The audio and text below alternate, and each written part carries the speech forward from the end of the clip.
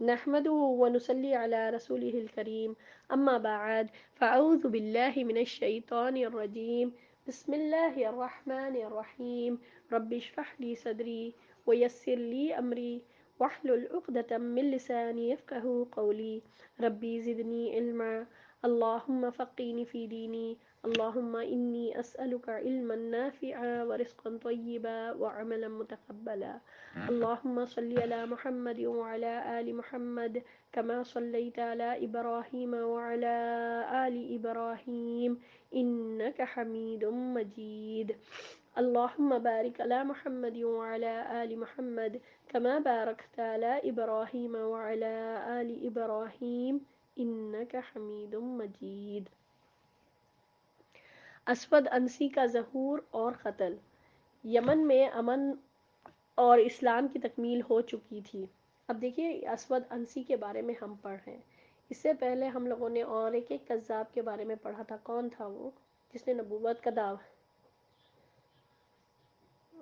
مسیلمہ کذاب. جی، مسلمہ کذاب کے بارے میں. اب ہم اور ایک نبی صلی اللہ علیہ وسلم کی زندگی ہی میں دو لائرز، دو بڑے جھوٹے ایسے لوگوں کے بارے میں ہم لوگوں نے پڑھا. دو شخصیت جنہوں نے نبوت کا دعویٰ خود نبی صلی اللہ علیہ وسلم کی لائف میں کیا تھا. ٹھیک ہے، ایک مسلمہ کذاب، ایک اسود انسی. مسلمہ کذاب کا تو بعد میں ہوا، اب اسود انسی کا ظہور اور قتل. یمن میں امن اور اسلام کی تکمیل ہو چکی تھی. دیکھیں یمن میں پورا یمن اتنا بڑا علاقہ ہے، اور آج بھی ہم دیکھیں یمن کتنا بڑا ہے. تو وہاں پر ایک ایک علاقے میں آپ صلی اللہ علیہ وسلم وہاں پر بھیجے. کبھی خالد بن ولید گئے، سبحان اللہ. پھر اس کے بعد علی رضی اللہ تعالیٰ عنہ کو بھیجے. پھر اس کے بعد ہم دیکھیں نجران سے بھی وہاں پر سے آئے تھے، وہاں پر ابو عبیدہ بن جراح کو بھی بھیجا گیا. بہرحال ایک ایک علاقے میں گئے، وہاں سے وفد آئے، پھر نبی صلی اللہ علیہ وسلم وہاں پر بھیجتے گئے اور یہاں سے لوگوں کو امیر ہوتے گئے. اس طرح یمن میں اسلام پورا پھیل چکا تھا، امن و امان آ گیا تھا. کتنا آپ سمجھیے کتنی بڑی سکسیس تھی ہوگی، کتنا بڑا اچیومنٹ تھا یہ. اور اس کے تمام اطراف میں رسول اللہ صلی اللہ علیہ وسلم کے عمال موجود تھے. یعنی کہ عمال یعنی کہ آپ صلی اللہ علیہ وسلم جتنے لوگوں کو امیر بنا کر بھیجا رہے تھے، یہاں سے جو اسلام کے جو مسلمان تھے، مومن لوگ تھے جو جا رہے تھے، وہ وہاں پر موجود تھے، یمن میں موجود تھے کہ اچانک کہف حنان نامی شہر میں 700 جنگجوؤں کے ساتھ اسود انسی ظاہر ہوا. وہ اپنے لیے نبوت اور حکومت کا دعوے دار تھا. اس نے آگے بڑھ کر صنعاء پر قبضہ کر لیا. یمن کا جو آج کیپٹل سٹی ہے، ہم کو معلوم ہے یمن کا کیپٹل سٹی کا نام صنعاء ہے. تو وہ کیا کرا، یہاں پر اسود انسی یہ کہف حنان نامی جگہ سے اچانک سے نکلا 700 لوگوں کو لے کر.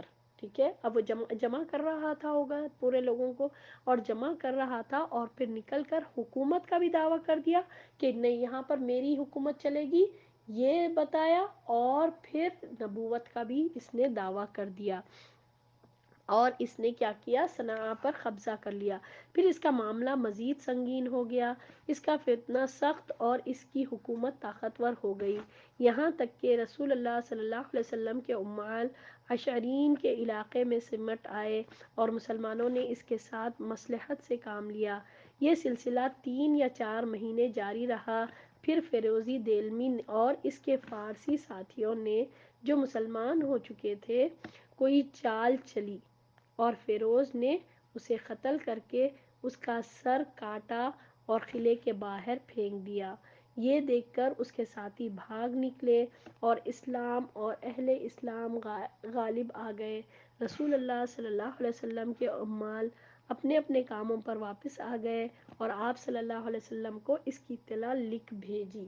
اچھا، اب بہرحال ہوا یہ کہ اسود انسی ایک جگہ کہف حنان کے نامی جگہ سے کیا کرا، اپنے ایک 700 ساتھیوں کو تیار کر لیا تھا. جنگجو قسم کے لوگ تھے، اس نے جمع کر لیا تھا. وہاں سے ظاہر ہوا، نکلا، اور اس نے حکومت کا اور نبوت کا دو بھی دعویٰ کر لیا. پھر یہ یمن کا جو کیپٹل سٹی ہے جو آج کیپٹل ہے وہاں کا علاقہ صنعاء کو پورا قبضہ کر لیا تھا. تو اب وہاں پر نبی صلی اللہ علیہ وسلم کے پورے عمال موجود تھے. اب ہم ابھی پڑھیں کس طرح یمن میں آپ صلی اللہ علیہ وسلم بھیج رہے تھے اپنے لوگوں کو، اور وہاں پر اپنے اپنے لوگ وہاں پر موجود تھے. اب یہ فتنے کی وجہ سے آپ صلی اللہ علیہ وسلم نے جتنے لوگوں کو بلایا بھیجا تھا وہ لوگ سب ایک جگہ جمع ہو گئے تھے. کہاں پر؟ اشعرین کے علاقے میں. ٹھیک ہے، نام تھا اشعرین نامی علاقہ. بس وہاں پر جو ہے نا یہ لوگ پورے وہاں پر پورے سمٹ آئے اور پورے وہاں پر جمع ہو گئے. مگر ان لوگوں نے مصلحت سے کام لیا، یعنی فوری ان لوگ بھی جو ہے نا جوش میں آ کے اٹیک نہیں کرے، مگر مصلحت سے حکمت سے کام کرے. اور چال چلی کون؟ فیروز دیلمی اور ان کے فارسی ساتھیوں نے.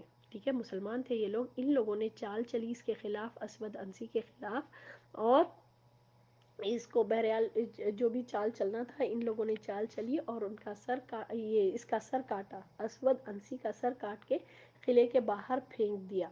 یہ دیکھ کر اس کے ساتھیاں، جو 700 ساتھیوں کو لے کر نکلا تھا نا یہ، تو وہ ڈر گئے اور وہ بھاگ گئے. پھر اس طرح اسلام کا پھر اسلام غالب آ گیا، اور پورا فتنہ فساد جو ان کی وجہ سے، اسود انسی اور اس کے ساتھیوں کی وجہ سے ہوا تھا، وہ سب ختم ہو گیا. پھر بعد میں نبی صلی اللہ علیہ وسلم کو اس کے تعلق سے لکھ کر اطلاع بھیج دی گئی.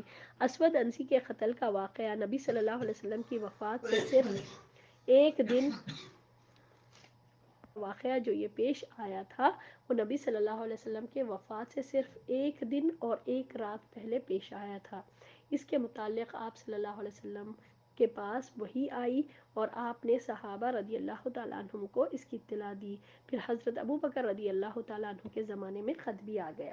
ٹھیک ہے، اسود انسی کا جو ہوا تھا قتل، وہ ابو بکر صدیق رضی اللہ تعالیٰ عنہ کے زمانے میں وہ خط آ کر ملا. ٹھیک ہے نا. اور پھر یہ دونوں، یہ مسلمہ کذاب کا تو ابو بکر رضی اللہ تعالیٰ عنہ کے دور میں اس کا قتل ہوا. وہ نکلا تو تھا، دعویٰ تو کرا تھا، مگر قتل اس کا نہیں ہوا تھا. اور مسلمہ کذاب کو تو ابو بکر رضی اللہ تعالیٰ عنہ کے دور خلافت میں وحشی بن حرب نے قتل کیا. اب اسود انسی کا قتل نبی صلی اللہ علیہ وسلم کی وفات سے پہلے ہو چکا تھا، اور آپ صلی اللہ علیہ وسلم کو وحی کے ذریعے انفارم بھی کیا گیا تھا، مگر لیٹر جو لکھا گیا تھا وہ بعد میں ملا، جو ابو بکر رضی اللہ تعالیٰ عنہ کے دور خلافت میں ملا. کلیئر؟ ہوپ آپ لوگوں کو